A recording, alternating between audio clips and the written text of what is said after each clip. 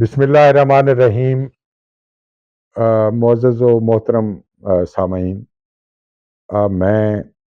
آج محفل شعر و ادب اٹک کے حوالے سے اپنی چند معروضات پیش کرنا چاہتا ہوں، کیونکہ آج کل نعت کے حوالے سے بہت تیز رفتاری کے ساتھ کام ہو رہا ہے۔ اس کی تخلیق کا کام تو ظاہر ہے بہت زمانوں سے ہے، اور ہمارے مختلف زبانوں میں حضور علیہ الصلاۃ والسلام کی توصیف و ثناء کا سلسلہ جو ہے مختلف پیمانوں میں اور مختلف طریقوں سے وہ ہو رہا ہے۔ اردو خوش نصیب زبان ہے کہ اس کا دامن بہت نعت کے رنگوں سے سج رہا ہے اور مہکتا رہا ہے ہمیشہ۔ اب جس تواتر اور تسلسل کے ساتھ نعت کی ترویج ہو رہی ہے، نعت کے حوالے سے جو مختلف کام ہو رہے ہیں تحقیق اور تنقید کی سطح پر بھی، مختلف رسائل بالخصوص نعت کے ارتقاء اور نعت میں جو مختلف اسالیب ہیں ان پر جس عمدگی کے ساتھ مضامین اور تحریریں شائع کر رہے ہیں،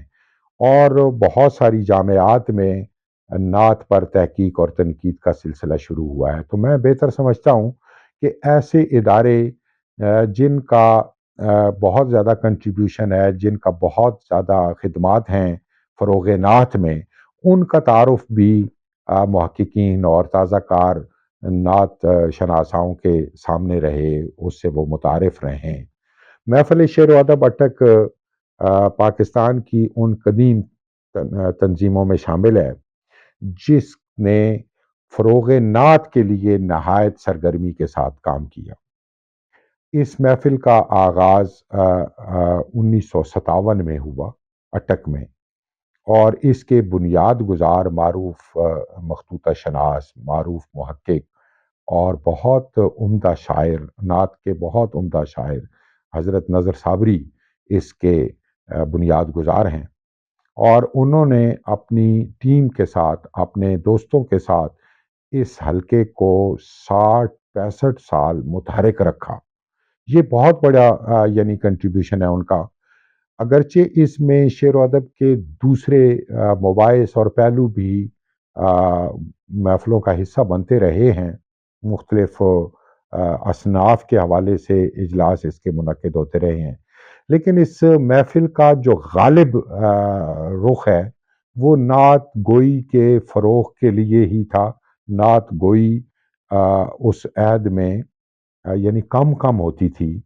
تو نئے لکھنے والوں کو اس پلیٹ فارم سے نعت کی طرف آنے کا موقع ملا۔ انہوں نے بہت تواتر اور تسلسل کے ساتھ محفل شعر و ادب کے پلیٹ فارم سے طری نعتیہ مشاعرے منعقد کرائے۔ طری نعتیہ مشاعروں کی روایت یعنی اس تسلسل کے ساتھ کسی اور تنظیم میں ہمیں دکھائی نہیں دیتی۔ وہ بہت اچھے مصروں کا انتخاب کرتے، اور کلاسیک اور اساتذہ کے نعتیہ شاہپاروں سے وہ مصرع نکالا جاتا، اور ایک تو یہ کہ ان اساتذہ کو ایک طرح سے خراج عقیدت پیش کیا جاتا جن کے مصروں پر وہ تازہ کار لوگ نعت کہتے۔ دوسرا یہ ہوتا کہ اس میں ایک تحریک کی صورت جنم لیتی، اور نئے لکھنے والے بھی اس مصرے پر اپنے بزرگوں کے ہم قدم نعت کہتے۔ پھر وہ چونکہ محفل باقاعدہ منعقد ہوتی اور اس میں وہ شعر پڑھے جاتے، اس میں اچھے شعروں پر جو داد ملتی، کمزور شعروں کی اصلاح کا راستہ نکل آتا۔ جب اساتذہ اس کو پیش کر رہے ہوتے، اسی قافیے کو کس قرینے کے ساتھ وہ باندھ رہے ہیں، اس زمین میں جو گنجائشیں نکلتی ہیں اس کو کس طرح سے وہ بروئے کار لا رہے ہیں، یہ باتیں نئے سیکھنے والے طالب علموں کے لیے بہت مفید ہوتی تھیں، اور اس فضا سے یقیناً ایک تو مشق و ممارست ہو رہی ہے، دوسرا کسب فیض کے مختلف زاویے جو ہیں وہ ہمارے سامنے آ رہے ہیں۔ تو محفل شعر و ادب نے کم و بیش 50 کے لگ بھگ طری نعتیہ مشاعرے منعقد کیے۔ یہ بہت بڑا کنٹریبیوشن ہے، اور اس کا ایک یعنی جو انتخاب اشعار ہے وہ حضرت نذر صابری نے اپنے حین حیات کتابی صورت میں متشکل کر دیا تھا، ارمغان عتک کے نام سے۔ وہ پیش کر دیا تھا، جس میں ان محفلوں میں پیش کیے گئے چنیدہ اشعار انہوں نے مرتب کر دیے تھے۔ اس کے علاوہ عام نعت کے یعنی عام مشاعرے، بغیر طری مشاعرے جن کو آپ کہہ لیں، مختلف مواقع پر، یعنی معراج شریف کی مناسبت سے یا بعض اوقات حضور علیہ الصلوۃ والسلام کے یوم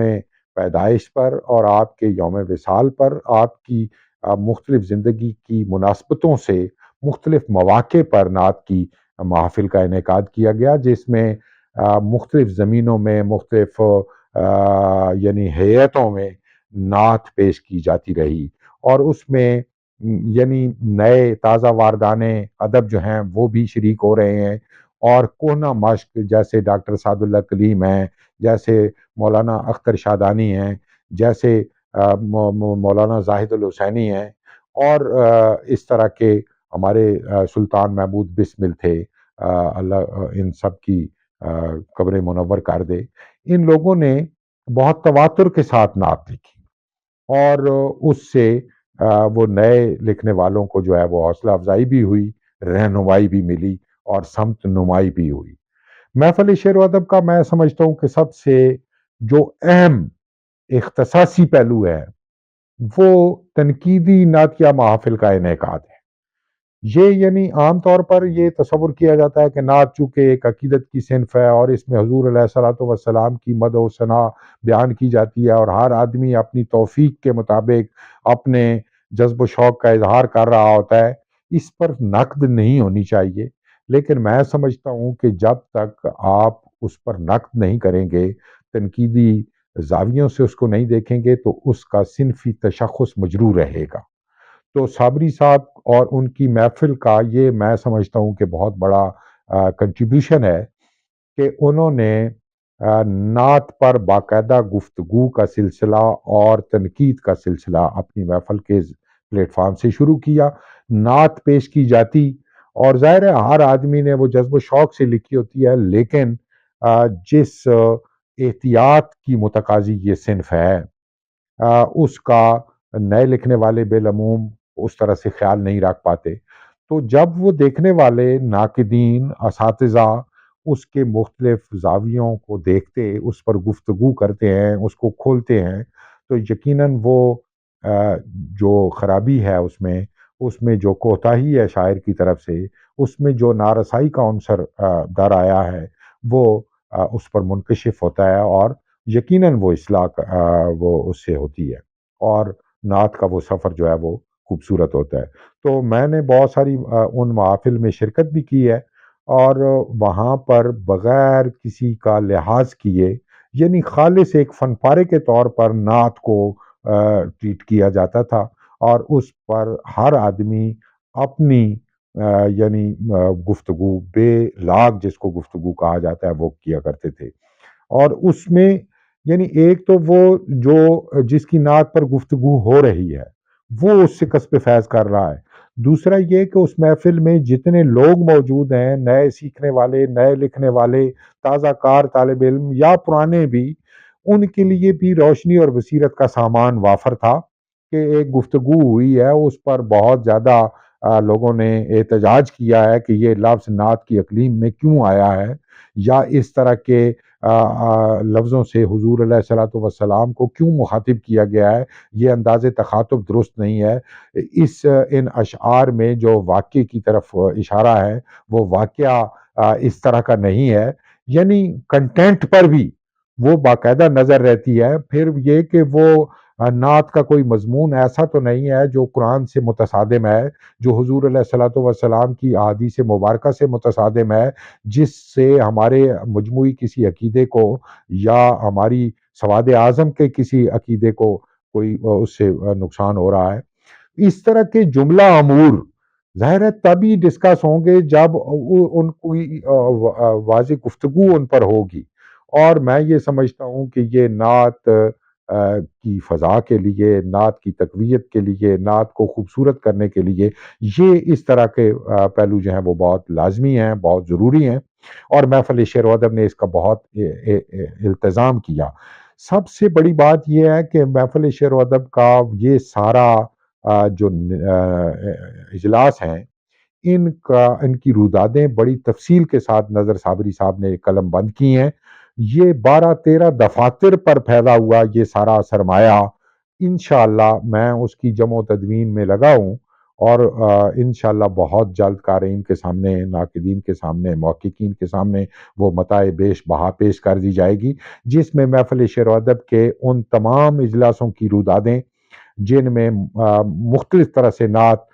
کو فروغ دیا گیا، نعت لکھنے کے لیے مختلف طرح کی تحریکیں جس میں پیش کی گئیں، بعض ایسے موضوعات پر مباحثے ہوئے، مذاکرے کا اہتمام کیا گیا، جس سے یعنی نعت گو کو تقویت ملتی ہے، نعت لکھنے کی تحریک اس سے ہوتی ہے، اور یعنی ان اساتذہ نے جو ان محافل میں شریک ہوتے تھے بڑی بے لاگ طریقے سے ان نعتوں کا استحسان بھی کیا، ان کی تحسین و تعریف بھی کی، اور اس میں جو خرابیاں تھیں ان کی نشاندہی بھی کی۔ تو میں یہ سمجھتا ہوں کہ اٹک کے لوگوں پر بالخصوص یہ ایک بہت یعنی اللہ کا احسان تھا کہ نظر صابری کی ذات کی صورت میں ایک ایسا عالم ہمارے پاس بھیج دیا، ایک ایسا شاعر ہمارے پاس بھیج دیا، جس نے کئی نسلوں کی آبیاری کی، ان کی ذہنی ساخت کو